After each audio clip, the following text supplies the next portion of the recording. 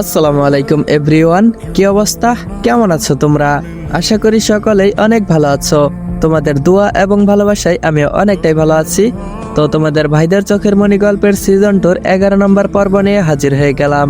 তো চলো বেশি কথা না বলে করি দেরি, চলো আজকের গল্প শুরু করি। নিবরাজ নিজের দুই হাত দিয়ে মিহুকে শক্ত করে জড়িয়ে ধরলো। মুখে তার এক চিলতে হাসি ফুটে উঠলো। হঠাৎ নিবরাজের মাথায় কলেজের ঘটনা চলে এলো। চোখ দুটো রাগে ধপ করে জ্বলে উঠলো। মিহুকে সে জড়িয়ে ধরে রেখেছে সেটা মনে হয়ে রাগ যেন আগের থেকে 100 গুণ বেড়ে গেল। ধাক্কা মেরে মিহুকে ছাড়িয়ে দিয়ে তারপর তার গলা চেপে ধরলো। নিবরাজ বলল, কেন এসেছিস এখানে? মায়া দেখাতে? বেরিয়ে যা এখান থেকে। তোকে আমার সামনে দেখতে চাই না। আমার কথা তোর ভাবতে হবে না। দরদ দেখাতে এসেছিস? চলে যা তুই। সহ্য হচ্ছে না আমার তোকে। কেন এসেছিস বল? ওই ছেলের সাথে টাইম স্পেন্ড করা শেষ, তাই আমার মন গলাতে এসেছিস? চাই না তোর ভালোবাসা, চাই না তোকে। তুই যাকে খুশি তাকে নিয়ে ভালো থাক, যাকে খুশি তাকে জড়িয়ে ধর। আমার কি? আমি কষ্ট পেলে তো তুই অনেক খুশি, তাই না? তোকে আমি 3টা বছর ধরে পাগলের মতো ভালোবাসি। তোর কারণে আশেপাশে কোনো মেয়েকে ঘেঁষতে দেই না, যার ফলে আজও আমার কোনো মেয়ে ফ্রেন্ড নাই। আর তুই তো খুব ভালো আছিস। আমি তো তোর জীবনে কাটা। চিন্তা করিস না, চলে যাব তোর জীবন থেকে। তোকে ছাড়া আমি বাঁচতে পারবো না। তাই তোর জীবন থেকে চলে যাওয়ার আগে নিজেকে শেষ করে দিব। তোর মুক্তি হয়ে যাবে আমার থেকে। এটাই তো তুই চেয়েছিলি। তোকে আমি ছুটি দিয়ে দিব সারা জীবনের জন্য। এইদিকে মিহুর অবস্থা খারাপ, গলা চেপে ধরার কারণে শ্বাস নিতে পারছে না। রাজ ওকে ছেড়ে দিল। মিহু কাশতে লাগলো, চোখ দিয়ে পানি পড়ছে। হাত দিয়ে গলা চেপে ধরে রেখেছে। রাজ ব্যস্ত হয়ে উঠলো ওর এই অবস্থা দেখে। নিবরাজ বলল, মিহু কি হয়েছে তোমার? খুব লেগেছে? দাঁড়াও, আমি পানি নিয়ে আসছি। তোমার কিছু হবে না, আমি তোমার কিছু হতে দিব না। আই এম সরি, আমি তোমাকে এতটা জোরে ধরতে চাইনি। নিবরাজ এক গ্লাস পানি নিয়ে এলো। মিহু পানি খেয়ে কিছুটা স্বাভাবিক হলো। নিবরাজ বলল, এখন কেমন লাগছে? মিহু বলল, ভালো। নিবরাজ আস্তে করে উঠে বারান্দায় চলে গেল। মিহু অবাক হয়ে তাকিয়ে আছে। নিজেই গলা চেপে ধরলো, আবার নিজেই পাগল হয়ে গেছে কি থেকে কি করবে। মিহু রাজের পিছনে দাঁড়ালো। মিহু বলল, নিবরাজ ভাইয়া। নিবরাজ বলল, চলে যাও আমার সামনে থেকে। মিহু বলল, কিন্তু। নিবরাজ বলল, কোনো কিন্তু নয়, চলে যাও। বলেছি না চলে যেতে, কেন ডিস্টার্ব করছো? তোমাকে আমার চোখের সামনে আর 1 মিনিটও যদি দেখি তাহলে আমি নিজের ক্ষতি করে ফেলবো। আসবে না আর আমার সামনে। রেগে কথাটা বলল। মিহু শব্দ করে কেঁদে উঠলো। নিবরাজ বলল, নেকা কান্না করে কোনো লাভ নেই। আমার মন গলবে না। বেরিয়ে যাও রুম থেকে। আমি জাস্ট তোমাকে আর সহ্য করতে পারছি না। Leave me alone. জোরে রেগে চিৎকার করে কথাগুলো বলল। মিহু 1 মিনিটও দাঁড়ালো না। কাঁদতে কাঁদতে খানবাড়ি থেকে বেরিয়ে গেল। নিজের বাড়ি গিয়ে দৌড়ে রুমে ঢুকে দরজা বন্ধ করে দিল। দরজায় পিঠে হেলান দিয়ে বসে কাঁদতে লাগলো। মিহু বলল, তুমি কি জানো, আমি তোমায় কষ্ট দিলে আমার নিজের দ্বিগুণ কষ্ট হয়। আমি সব সময় তোমাকে দূরে ঠেললেও নিজেকে অপরাধী মনে হয়। এমন এক মুহূর্ত নেই যে আমি তোমাকে নিয়ে ভাবি না। সব সময় তোমার ভালো চাই।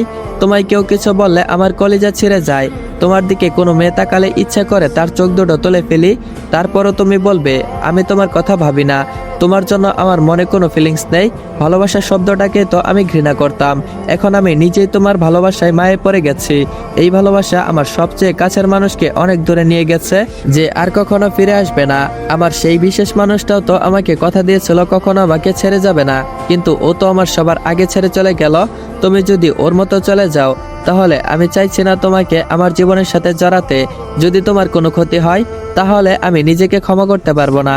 আমার যে একটা বড় বদলা বাকি আছে, বদলাটা যে আমার নিতেই হবে তোমায় আমার থেকে দূরে রাখার জন্য। তোমায় কষ্ট দেওয়া ছাড়া আমার কোনো আর উপায় নেই। I am sorry, I am really sorry my নিবরাজ চিলি মশলা। মিহু জোরে চিৎকার করে কাঁদছে। আর রাজ নিজের মুখ ডেকে অঝরধারে চোখের পানি ফেলছে। দুজন দুজনকে ভালোবাসে, কিন্তু দুজনেই 2 মেরুতে দাঁড়িয়ে আছে। চাইলেও মিহু রাজকে নিজের মনের কথা বলতে পারছে না। বলে দিলেই সব সমস্যার সমাধান হয়ে যায়। তবে মিহুর একটা প্রতিশোধ বাকি আছে। তবে সেটা নিবরাজের ওপর নয়, অন্য কারো ওপর, যে তার সবচেয়ে প্রিয় মানুষটাকে এই দুনিয়া থেকে সরিয়ে দিয়েছে 15 দিন পর। আজ সায়েমের জন্মদিন। ওর জন্য দ্য টিম অফ ফ্রেন্ড বইয়ের সদস্য অপেক্ষা করছে পার্কে। মিহুর মন খারাপ সেই দিনের পর থেকেই। রাজের ব্যবহারে খুব কষ্ট পেয়েছে সে। মন ভালো করতে পার্কে এসেছে আজ। এই 15 দিনের মধ্যে অনেক কাণ্ড ঘটে গেছে।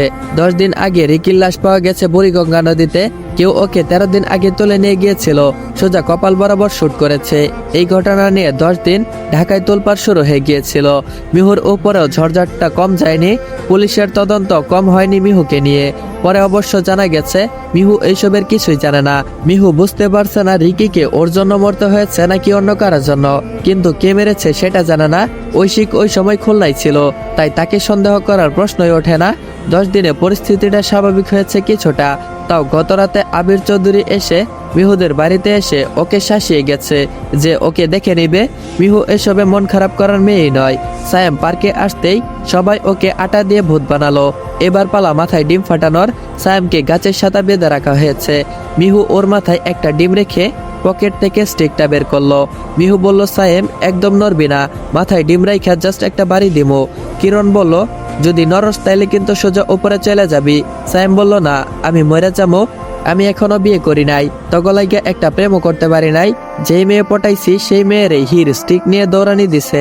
পরের দিন মেয়ে আইসা ব্রেকআপ করে গেছে। রিম বলল, বিয়ে করার অনেক শখ নাকি তোর?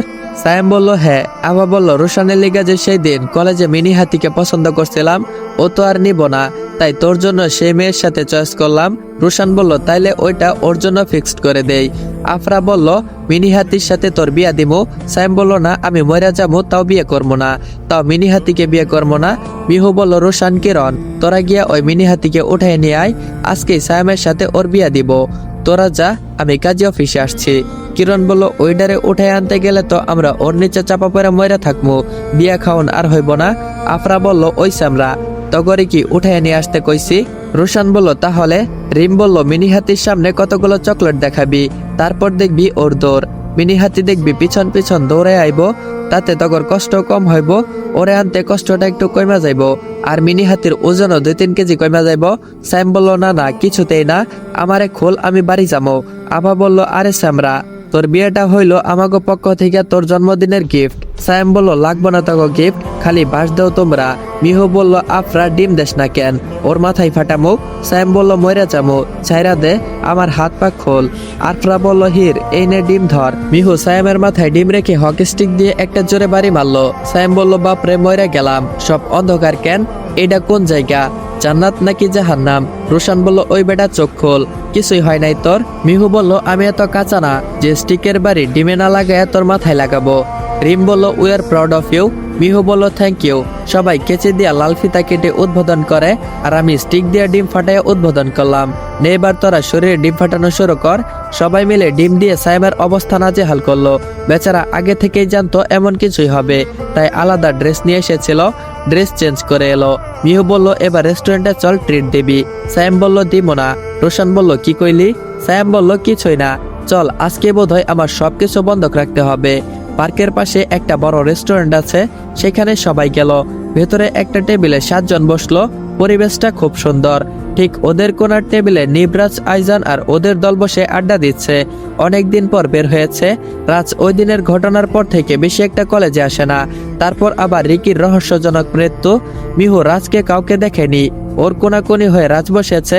মিহু বলল, ওয়েটার। জোরে চিৎকার করে কথাটা বলল। ওয়েটার বলল, ইয়েস ম্যাম, এনি প্রবলেম? ভয়ে ভয়ে কথাটা বলল। মিহু বলল, না, খাবারের মেনুটা দিন।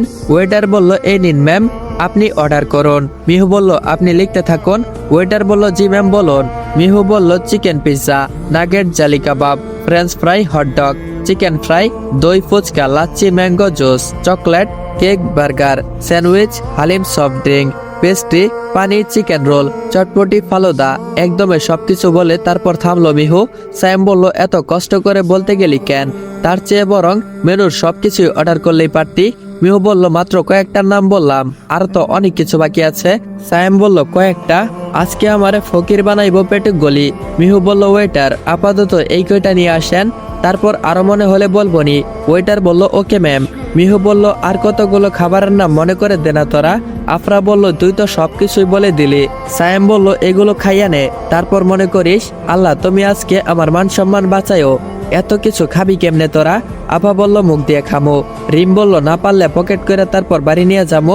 সায়াম বলল খাদক গলি, এগুলি তো ওগো জামাইগো ফকির বানায় রাস্তায় ঘুমাইবো।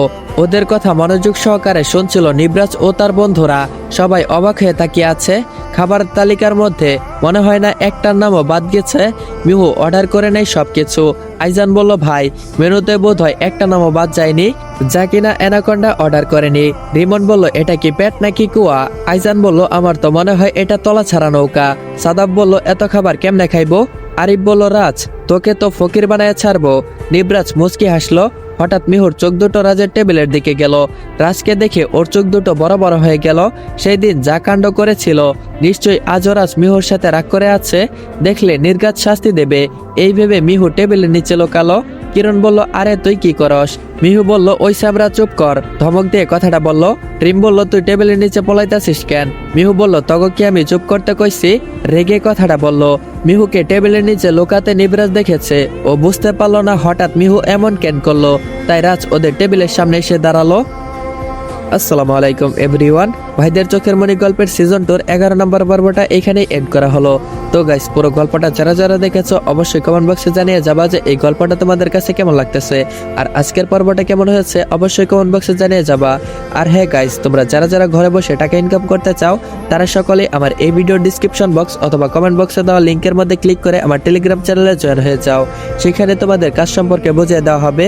আর হ্যাঁ গাইস যারা যারা চ্যানেলে নতুন এখনো চ্যানেলটা সাবস্ক্রাইব করো নাই তারা অবশ্যই চ্যানেলটা সাবস্ক্রাইব করে বেল আইকন নোটিফিকেশনটা অন করে রাখবা, যাতে করে পরবর্তী পর্ব আসার সাথে সাথেই তোমরা দেখতে পারো।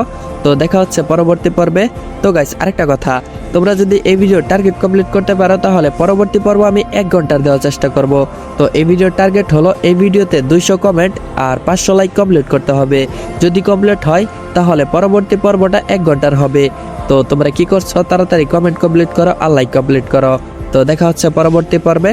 ততক্ষণ পর্যন্ত সবাই ভালো থাকবা, সুস্থ থাকবা। আল্লাহ হাফেজ।